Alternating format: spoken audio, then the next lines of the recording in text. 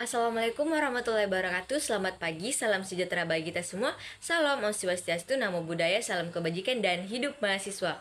Baik, adapun maksud dan tujuan kami untuk membuat video ini guna untuk menjalankan kewajiban kami selaku mahasiswa, yang dimana kami diberikan tugas untuk mempresentasikan mengenai produk yang akan kami buat, yang dimana kami membuat produk briket dari bahan-bahan alami. Baik, sebelum itu izinkan saya untuk memperkenalkan teman-teman kelompok saya, yang dimana kami terdiri dari 5 orang.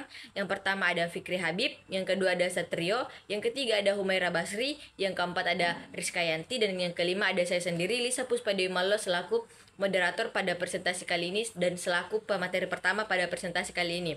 Baik, untuk mengefisienkan waktu, langsung saja kita masuk kepada materi pertama.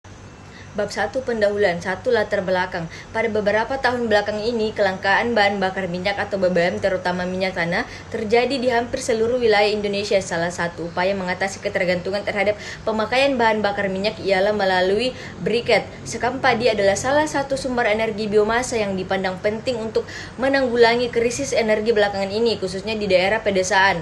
Oleh karena itu, keberadaan yang cukup melimpah sehingga dapat dimanfaatkan sebagai bahan bakar alternatif yang terbaru yang akan memiliki nilai ekonomis, yaitu dapat dicampurkan dengan serbuk gergaji kayu sebagai bahan dasar briket. 2. Potensi peluang pasar.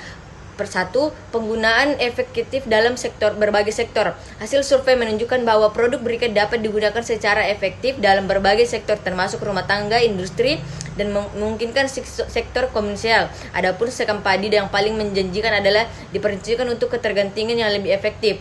2. Harga bersaing dan keuntungan ekonomi. Menyajikan briket dengan harga bersaing dibandingkan dengan bahan bakar konvensional yang menjadi daya tarik utama. Keuntungan ekonomi yang dihasilkan dari penggunaan briket dapat menarik konsumen untuk beralih. 3. Perbandingan produk dengan produk sejenisnya yang sudah ada. 1. Bahan baku berkualitas tinggi. PKMK briket menggunakan serbuk biomasa berkualitas tinggi dari limbah pertanian yang telah melalui proses pemilihan dan pengolahan. Ini memastikan kualitas bahan baku lebih baik dibandingkan dengan beberapa produk sejenisnya yang mungkin menggunakan bahan baku yang kurang selektif. 2. Bahan perekat yang ramah lingkungan. Produk ini menggunakan bahan perekat alami atau ramah lingkungan, mengurangi penggunaan bahan kimia yang berpotensi merugikan lingkungan. Hal ini dapat menjadi poin penjualan yang signifikan di pasar. Semakin memperhatikan keberlanjutan. 4. Karakteristik pasar. 1. Alokasi geografis. Calon konsumen terkait produk briket dapat tersebar di wilayah Kabupaten Luwu dan sekitarnya. Fokus pada wilayah ini karena keberadaan limbah pertanian dan tingginya kebutuhan energi. 2. Kategori pendapatan. Segmentasi berdasarkan kategori pendapatan menunjukkan bahwa calon konsumen dapat berasal dari beberapa lapisan masyarakat, namun fokus pada segmen menengah atas memiliki kemampuan untuk mengadopsi teknologi produk inovatif. Baik, langsung saja perkenalkan, nama saya Humaira Basri dengan NIM 2211316. Selanjutnya kita akan membahas mengenai gambaran umum mengenai rencana usaha yang akan kami lakukan, di mana analisis kelayakan usaha yang termasuk di dalamnya yaitu lingkungan sumber daya dan analisis keuangan. Yang pertama, kita akan membahas mengenai kondisi umum lingkungan yang membahas mengenai potensi sumber daya, di mana limbah pertanian berupa sekam padi dan serbuk kayu yang biasanya hanya menjadi limbah di lingkungan masyarakat. Maka dari itu kami menggunakan kedua limbah tersebut, yaitu sekam padi dan serbuk kayu, untuk mengurangi adanya limbah di lingkungan masyarakat. Di mana dengan menggunakan kedua bahan tersebut dapat mengurangi banyaknya limbah di lingkungan masyarakat.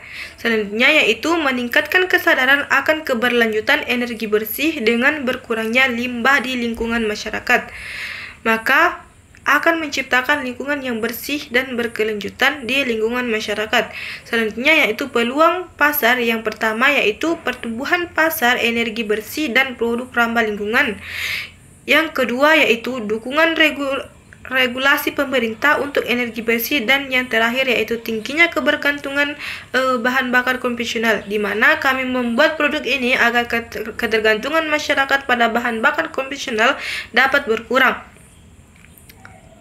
Ini dia analisis keuangan usaha kami.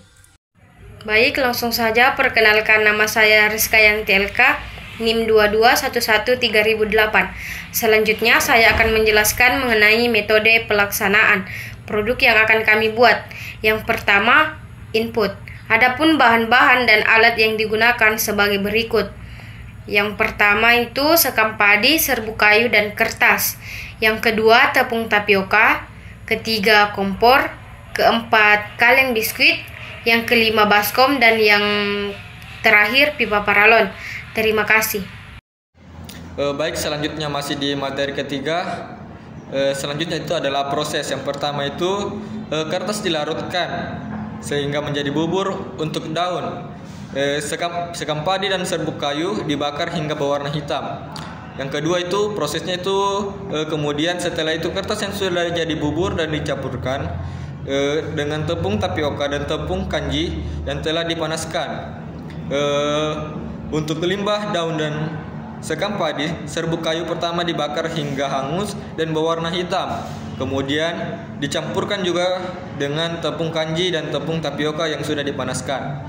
Selanjutnya itu ada tahap ketiga, yaitu bubur kertas atau bubuk pembakaran tadi yang sudah dicampurkan masing-masing tepung tapioka atau tepung kanji dicetak menggunakan cetakan pipa paralon, kemudian dijemur 2-3 hari dan menggunakan oven. Proses terakhir itu setelah melakukan penjemuran atau proses pengeringan, maka langkah selanjutnya adalah pengujian apakah briket sudah layak untuk diperjualbelikan. Tahap terakhir adalah pengemasan produk.